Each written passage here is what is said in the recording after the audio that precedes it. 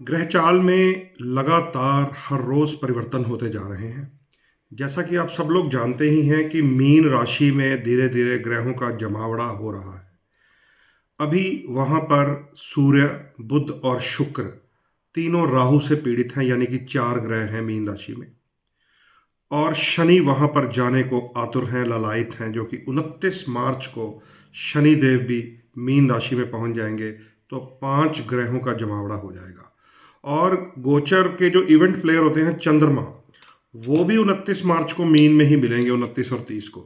यानी कि छह ग्रह एक ही राशि में होंगे, मीन राशि में, जिसमें चंद्रमा, सूर्य, शनि, बुध, शुक्र, ये सब राहु के साथ होंगे। तो धीरे धीरे मीन राशि में बहुत बड़ा जमावड़ा हो रहा है और ये सभी ग्रह एक दूसरे के एंटी हैं, ध्यान रखिएगा।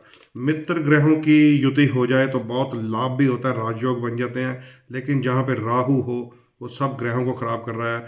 सूर्य शनि हो, पिता पुत्र का दोष बन जाता है। सूर्य चंद्रमा हो तो अमावस्या हो जाती है और सूर्य को ग्रहण भी लगेगा उस दिन। तो मीन राशि में तो बहुत बड़ी हलचल होने वाली है, जिसका प्रभाव पूरे विश्व पर धीरे धीरे आपके सामने आ ही रहा है। कहीं ना कहीं से रोज कोई ना कोई अनहोनी घटना सुनाई दे देती है। उनके बीच में ग्रहों में परिवर्तन आता रहता है। जैसे बुध ग्रह मीन राशि में है, तो मैंने अभी भी स्टडी किया है कि 15 मार्च से बुध ग्रह वक्री हो चुके हैं, जो कि 7 अप्रैल को जाकर मार्गी होंगे।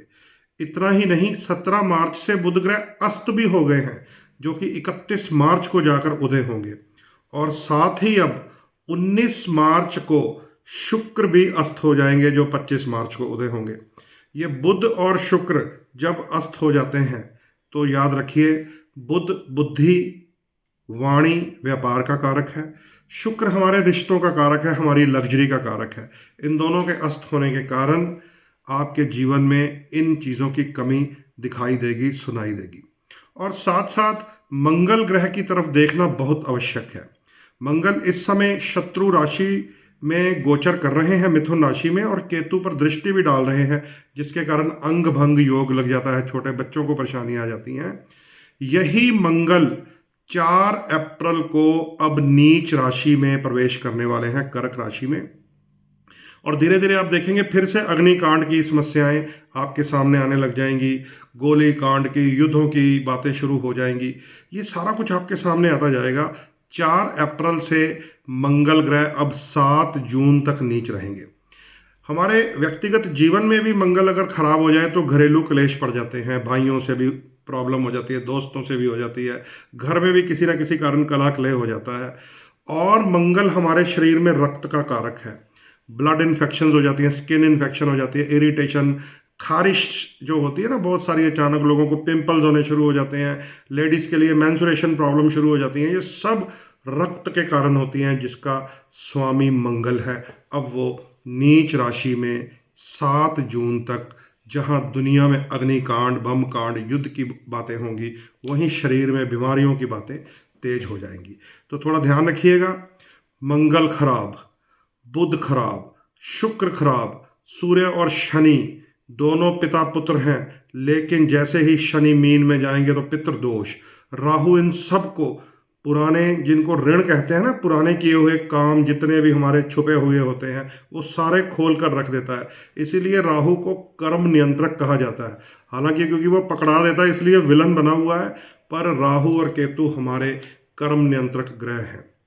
लेकिन जब हम अपनी दिनचर्या में इन ग्रहों की स्टडी करते हैं, अपने अपने लगन के अनुसार, अपनी कुंडली के अनुसार, अपनी दशा अंतरदशा के अनुसार, हमें बड़े ध्यान से देखना पड़ता है कि क्या ये हमारे जीवन में समस्या तो नहीं पैदा कर देगा। अगर मीन राशि में 6 ग्रह आ जाएंगे तो आपकी कुंडली के किस हाउस को प्रभावित करेंगे।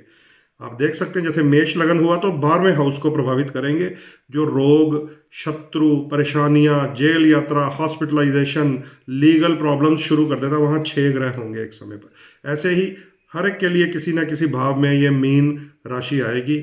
उसका पूरा डिस्क्रिप्शन आपको समझ लेना चाहिए एस्ट्रोलॉजर के पास जाकर, और राहु और केतु का उपाय जरूर करवाना चाहिए, क्योंकि हर लगन के अनुसार हमारे 3 ग्रह शुभ होते हैं उन्हें शांत नहीं किया जाता, उन्हें स्ट्रांग किया जाता है कलर थेरेपी से, जेम्स थेरेपी से, उनके संबंधित इष्ट देवी देवताओं को प्रणाम करके। और जो हमारा शत्रु ग्रह होता है वो कुंडली के 6, 8, 12 से पता चल जाता है, उनके डोनेशंस और दान किए जाते हैं। लेकिन राहु और केतु की शांति पहले करवानी चाहिए, तब जाकर कुंडली न्यूट्रल होती है, तब जाकर हमारे सर्प दोष, हमारे पितृदोष दूर होते हैं। शनि की 7.5 भी अब लग जानी है। मकर राशि वालों का तो छुटकारा हो रहा है, कर्क और वृश्चिक राशि वालों की ढैया खत्म हो रही है, लेकिन मेष राशि वालों पर 7.5 शुरू हो जानी है। इसी तरह धनु और सिंह राशि वालों पर ढैया शुरू हो जाना है। तो याद रखिए, 29 मार्च का दिन फिर से उपाय के लिए हम आपको बता रहे हैं, क्योंकि उस दिन सूर्य को ग्रहण है, अमावस्या योग है। जिन कुंडलियों में पाप ग्रहों की महादशा अंतरदशा चल रही है, रोग शत्रु कर्जा देने वाले छठे ग्रह की महादशा चल रही है, या लीगल प्रॉब्लम्स, हॉस्पिटल की यात्रा करवाने वाले 12वें ग्रह की महादशा या अंतरदशा चल रही है, या फिर कुंडली ही आपकी पीड़ित है, सारे के सारे ग्रह राहु केतु में वन साइडेड लॉक काल सर्प में है, या राहु से ही जुड़कर कोई भी ग्रह पितृदोष बना देता, जैसे सूर्य राहु ग्रहण दोष, मंगल राहु अंगारक दोष, शुक्र राहु का तमाशा तो आप रोज देख रहे हैं, रिलेशनशिप में कितनी खटास आई हुई है, इसे स्त्री श्राप कहते हैं। शनि राहु का पिशाच योग लगने वाला है, जो 29 मार्च से लेकर 15 मई तक दुनिया को दिखाएगा कि शनि और राहु मिल जाते हैं तो क्या होता है। इसलिए सतर्क रहिए, अपनी अपनी कुंडली जरूर देखते भी रहिए और दिखाते भी रहिए। उपाय एक्सपर्ट से ही होगा। उपाय के लिए 29 मार्च का दिन नोट कर लीजिए, जिस दिन सूर्य ग्रहण भी है, क्योंकि इससे पहले हमने चंद्र ग्रहण के ऊपर उपाय करवाए हैं लोगों के।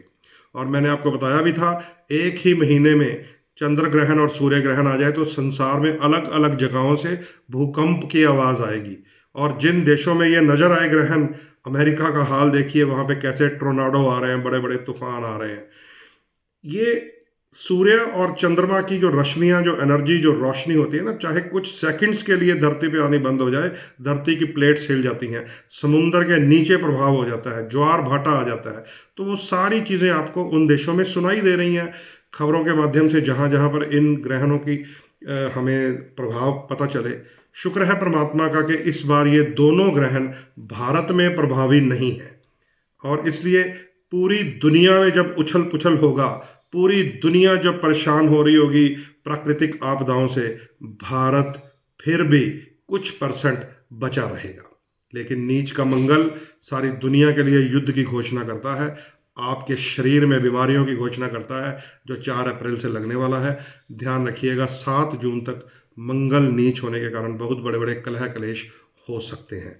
तो अपनी अपनी कुंडली को आपको देखना है, इन ग्रहों के गोचर से अलर्ट होना है। कई लोग इनसे भयभीत भी हो जाते हैं। अलर्ट होना है, क्योंकि जब आपको पहले ही अलर्टनेस मिल गई और अगर आपने उसके जो उपाय होते हैं वो कर लिए, तो मैं आपको एक यहाँ बैठकर प्रॉमिस, एक यहाँ पे वादा कर देता हूँ कि आप उन परेशानियों से बच जाएंगे जिन परेशानियों से दुनिया आपको आसपास जूझती हुई दिखाई देगी।